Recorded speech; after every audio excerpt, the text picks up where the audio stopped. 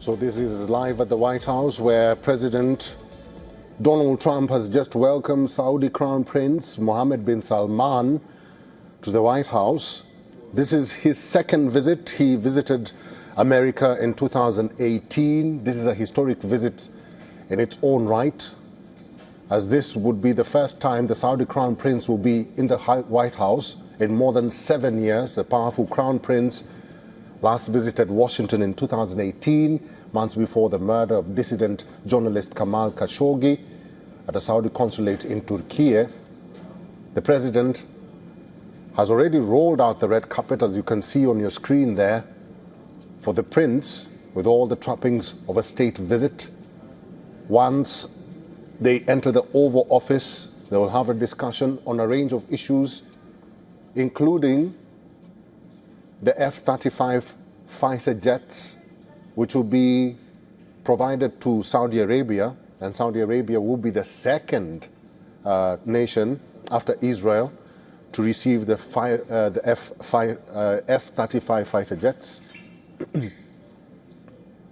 Donald Trump was in Saudi Arabia, and he was accorded the same treatment as he is according the prince. And once again, this is the second time the prince is visiting the United States of America. He last visited in 2018, and now he has once again gone to the White House to have a range of discussions which include defense, technology for Saudi Arabia, and also people-to-people exchanges between the two countries.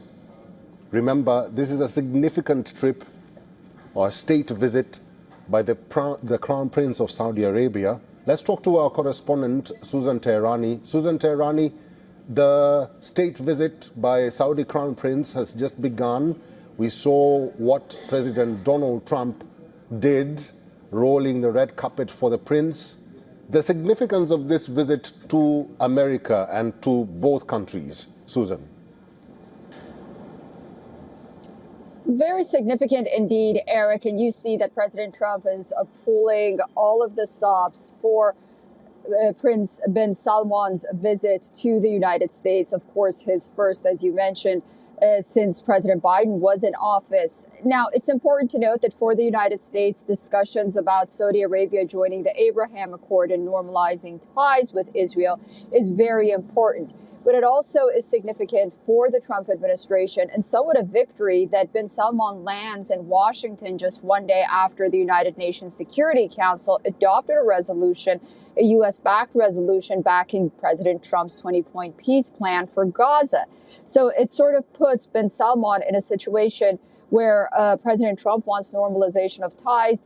Bin Salman and Saudi Arabia want the F-35s. Israel has previously opposed F-35s for Saudi Arabia. Israel is the only country in the region that has it. They were concerned about the shifting of balance of power in the Middle East. But they say if Saudi Arabia normalizes ties with Israel, they wouldn't deem Saudi Arabia as a threat, and they're completely fine with the Saudis getting the F-35s.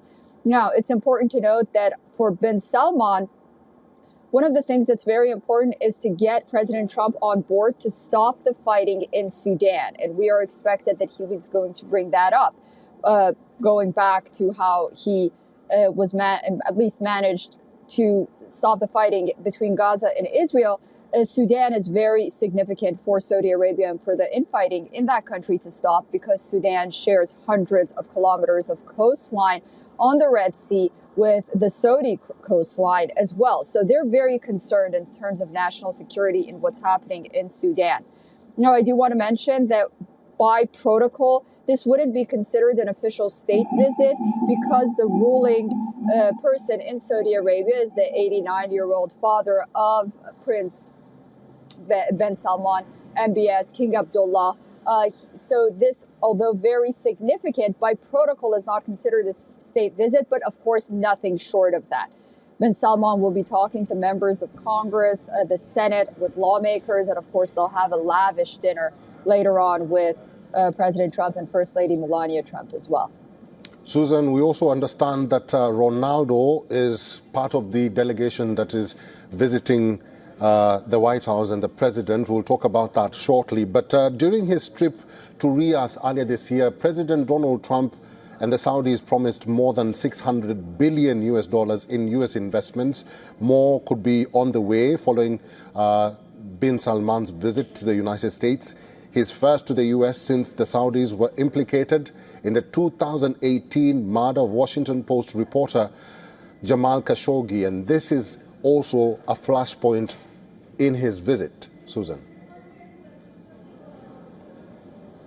Yeah, it is a flashpoint, but perhaps not as significant as it was back in 2018. And the Saudis, for their part, believe that they have put all evidence forward that the government wasn't involved in that. But nonetheless, many of it's just Khashoggi case and the behind of Americans' minds, the back of Americans' minds is also 9/11 and how some of those pilots were of Saudi origin as well. So they do have a long history that's somewhat wrinkled here and there in the past, but it appears that President Trump really is relying on Saudi Arabia for a strong alliance, not only because it's an oil-rich nation, its proximity, of course, in the Middle East to other key countries, notably to Iran, and of course, being in the Middle East with Israel as well. So if Saudi Arabia goes along with U.S. policies that the Trump administration are hoping to pursue in the Middle East, then that really is a winning point, because Saudi Arabia is really sort of the de facto power in that region, if you may, when it comes to solving regional issues there. And President Trump is very keen to bet on that. Of course, the issue of investment for the United States is also very, very noteworthy. And talking about the region, President Donald Trump has made Saudi Arabia a very key player in his Middle East peace plan in Gaza, even if the kingdom has yet to sign onto his Abraham, or what he called Abraham Accords, pact and normalized relations with Israel. There's also some sort of friction when it comes to that department, especially the Abraham Accords. Yeah, that's the main issue that President Trump is going to be speaking with bin Salman on, is sort of a tit for tat. You want the F-35s, normalized ties with Israel. It'll make the region a little less jumpy, because Israel's main concern is giving F-35s to Saudi Arabia, which has not normalized ties with it, and sort of, not having this, just changing the balance of power in the Middle East. Not to say that Israel is going to dictate that, but for the United States, that's also really a winning point, because coming on the Abraham Accords, the Trump administration would have a significant victory if it comes from Saudi Arabia. We'll see whether or not bin Salman talks about that at all. They are expected to speak to reporters. President Trump is expected to take questions. We'll see if bin Salman also takes questions on that issue. But nonetheless, yes, that is the main point that is really going to make headlines any which direction that it goes. Donald Trump's trip to Saudi Arabia, his first international trip of his first term, was to Saudi Arabia, actually, and his first full foreign trip of his second term began in Saudi Arabia, and there was much talk about that. Do you actually think that Saudi Arabia or the prince is returning the favor?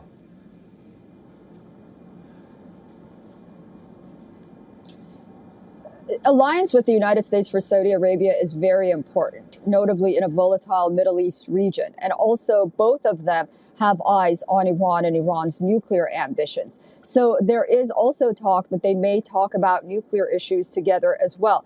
It appears that the Saudi crown prince is indeed returning the favor. They want to put those past menaces, the Jamal Khashoggi issue and others, the issue with oil during the Biden administration. We saw what a disaster of a situation relationship was between the two sides, the United States and Saudi Arabia, during President Biden's term. If you remember, he went to Saudi Arabia, didn't shake bin Salman's hand, got a lot of flack for that. And, they didn't bring down oil prices. So to say that the relationship hasn't been rocky really is an understatement. But I think what's very important to note is really this visit is happening following that meeting at the United Nations Security Council and the adoption of that resolution. Although it is a first step, nonetheless, it's something that may bring the Saudis to the table and, as you mentioned, return the favor. Mm-hmm. Let's talk to Mr. Ahmed Al Ibrahim. He's a Saudi political analyst and also U.S.-Saudi relations expert. He's now joining us from Riyadh. Susan Teherani, stay with me. Mr. Al Ibrahim, thank you very much for making time for us, and welcome to WION World is One. The U.S. president has offered the Saudis access to state-of-the-art U.S. military hardware, including the F-35 fighter jets. But Israel is not happy about that deal. What is your reaction? Thank you for having me, and great to see you again. It's such a pleasure to be with you guys. Yeah, it is great to be basically having such a beautiful machine like the F-35, and also not the F-35 only. We need the F-15AX. So definitely the two machines are great machines. The U.S. Is second to none when it comes to military arsenal. Now the fact with Israel, I don't understand why Israel, they do have a conflict by Saudi Arabia having, if the intention was great, we've never actually crossed any border with Israel. Unlike Israel, they have the unlimited outreach to many other countries around the world. Saudi Arabia has a great track record, in maintaining peace and using these kind of missiles and machines for defense reasons. But it's totally up to the American administration and the American taxpayers. Saudi Arabia, when they buy things and when they do conduct business with the United States, they don't actually cost anything to the American taxpayers. Actually, we create jobs for the Americans' economy, and we contribute to the GDP. On the contrary, where Israel is actually takes money from the U.S. taxpayers, and they cost the American taxpayers a lot, just money to go to Israel that is not accountable for the U.S. household. So it is up to the American government if they allow to give it to us, if they listen to Israel, or they go ahead for the benefit of the American people. At the end of the day, the market is open. There is a lot of machines are compatible with the F-35. It definitely is not as the quality of the F-35, but it's similar. The market now is open. The technology is there. If we can get it within 5 years, we can get it within 10 years. We have application that we can go and shop around the world. But the U.S. is our first ally. We are tied by the hip. We appreciate 84 years of collaboration, and it is if these F-35 get sold to Saudi Arabia, then Israel, they need to face their destiny. All right, Mr. Al Ibrahim, our correspondent Susan Teherani did bring up a point that is very valid. She says that the United Nations Security Council adopted the Gaza peace plan, or the Gaza 20-point peace plan by President Donald Trump, and now the prince is in the United States. Can you correlate both these incidents and how significant that is for the prince? Absolutely, we will support anything that gives the Palestinian people in Gaza their dignity. Definitely we see it from a different angle. We see it from the Middle East. Over here we see the dignity, we see the benefit of the people. This kind of 20 points is going to involve our heavy investment in that piece of land that it was, or the mess and the genocide that was created by Israel in that little piece of land by killing children at gunpoint and women. So definitely we need to look at it. MBS is gonna look at it, and if it's for the benefit of the Palestinian people in Gaza, definitely is going to be approved. And if the timing happened, this is good and great. However, if there is any talks about basically normalizing with Israel, this is going to be off the table unless Israel actually have a clear path of the two-state solution, not only headlines announced. It's actually factual, steps on the ground on how to have a two-state solution and how to give the Palestinian people their dignity. This right. Gaza 20 point, it's good and great. It needs to be reconciled with the Saudis. We have different views. We can always assist the Trump administration with that. We actually help to add to succeed these kind of peace proposal, not actually taking out of it. So we are counting the days to give those people their dignity in Gaza. Al Ibrahim, we'll have to leave it there. Thank you very much for your time and for talking to us today. Sure, pleasure.